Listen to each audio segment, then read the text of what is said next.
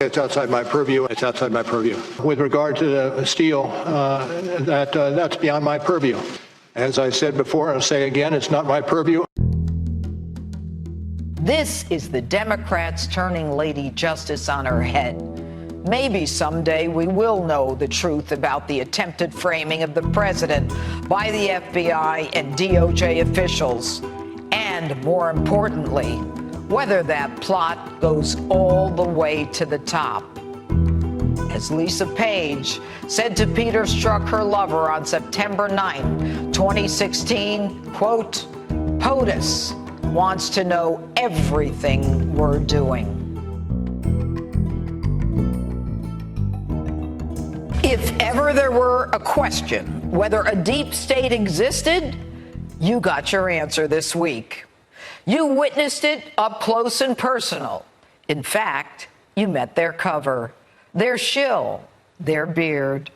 A man who, regardless of what he may have been in the past, and I don't take any of that away from him, is nothing more than a front for the deep state. A man removed from the actual investigation who gave carte blanche to slap his name on a report the deep state wrote. Now, I've been talking to you about the deep state for a long time. I wrote about them in my last book, Liars, Leakers, and Liberals, The Case Against the Anti-Trump Conspiracy.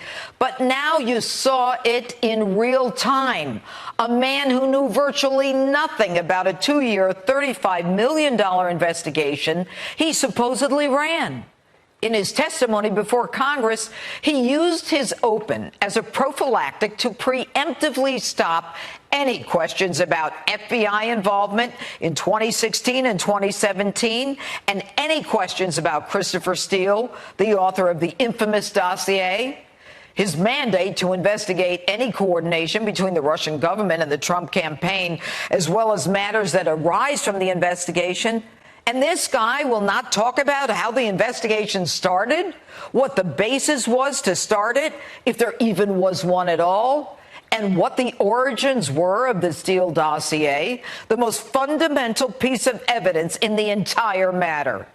Look, we all thought something was awry with Mueller's 9-minute press conference back in May, when he had to read the whole statement and then had to correct what he had mistakenly said.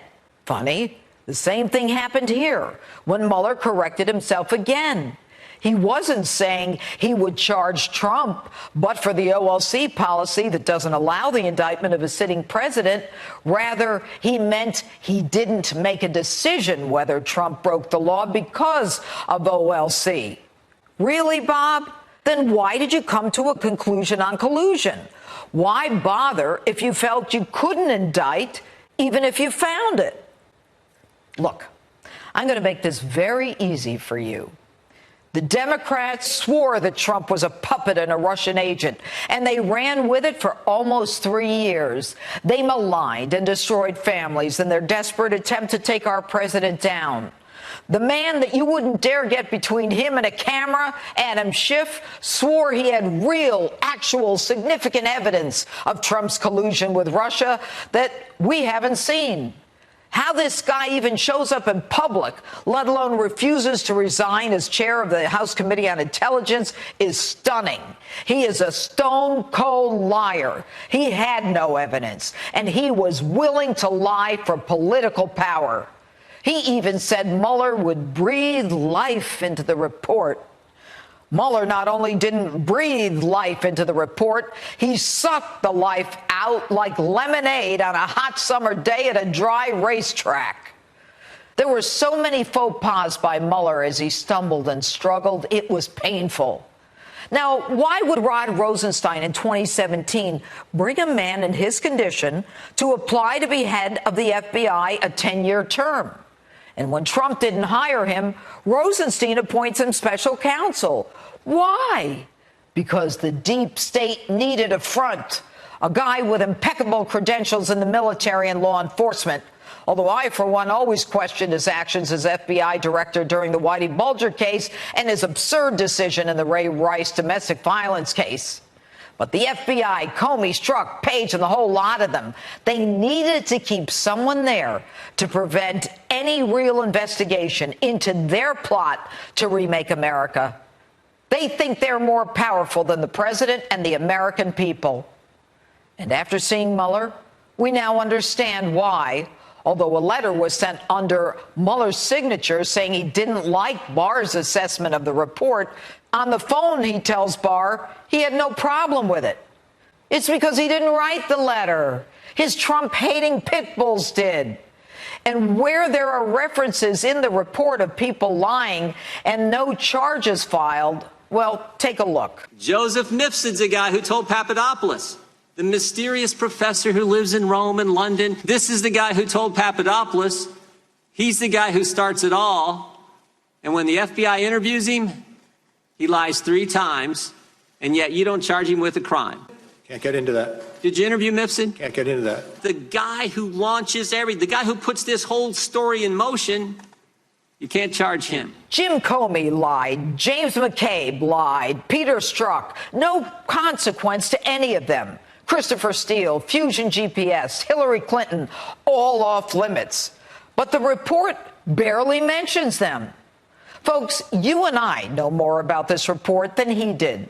The man wasn't familiar with Fusion GPS, of its own ties to Russia, which Hillary Clinton and the DNC laundered money through to give to a foreign agent to reach the Russians to get dirt on Trump. How is it possible to look at Russian interference, which was Mueller's charge, if you fail to look at the Steele dossier and the role of it and the corrupt players in the FBI and the DOJ? The man had the temerity to say the dossier was out of his purview. It's outside my purview. It's outside my purview. With regard to the Steele, that's beyond my purview. As I said before, I'll say again, it's not my purview. And by the way, he said things were beyond his purview more than 10 times, and that he could not or would not discuss topics about 100 times. He said he didn't know if Christopher Steele lied, and the origins of the dossier, the fundamental document which was the basis of the FISA warrant, the Russia investigation, and the whole campaign. How could he say it's beyond his purview? It's in the report. And why was his whole team comprised of Trump-hating, Hillary-loving sycophants? His answer was laughable. He said he wasn't allowed political questions. He obviously thinks we're stupid. Any U.S. attorney, DA, special counsel, or even a private law firm would not hire someone simply on the basis of a resume unless you already decided you wanted them on your team. Please explain why Jeanine Pirro, counsel for the Clinton Foundation, wasn't known to have represented the foundation. The FBI and other agencies all do background checks on these lawyers.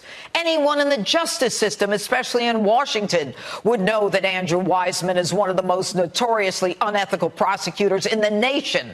Even the United States Supreme Court has said so. He has a history of prosecutorial misconduct and of sending innocents to jail. And how can anyone believe that he randomly and blindly selected the best lawyers? So many Trump haters, so many on the record Hillary lovers, and not accidentally get one Republican in there is just plain stupid. The Democrats say Mueller did not exonerate the president. Exonerate? Where the hell is that from? That is an attempt to malign the president. I've told you this before. I don't know one prosecutor who has ever said anything like that. You either indict or you say nothing. By saying you cannot exonerate, Mueller or whoever prepped him up for this hearing is basically leaving the president with an anchor around his neck, not allowing him to even rebut whatever the claim that he's not exonerated from is. This is the Democrats turning Lady Justice on her head. These radicals have tried to remake America.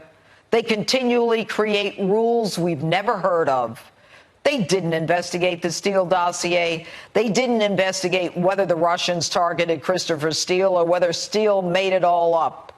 This radical group of ideologues tried to use their power to overturn an election, the most outrageous abuse of power in American political history. Maybe someday we will know the truth about the attempted framing of the president by the FBI and DOJ officials, and more importantly, whether that plot goes all the way to the top. As Lisa Page said to Peter Strzok, her lover, on September 9, 2016, quote, POTUS wants to know everything we're doing.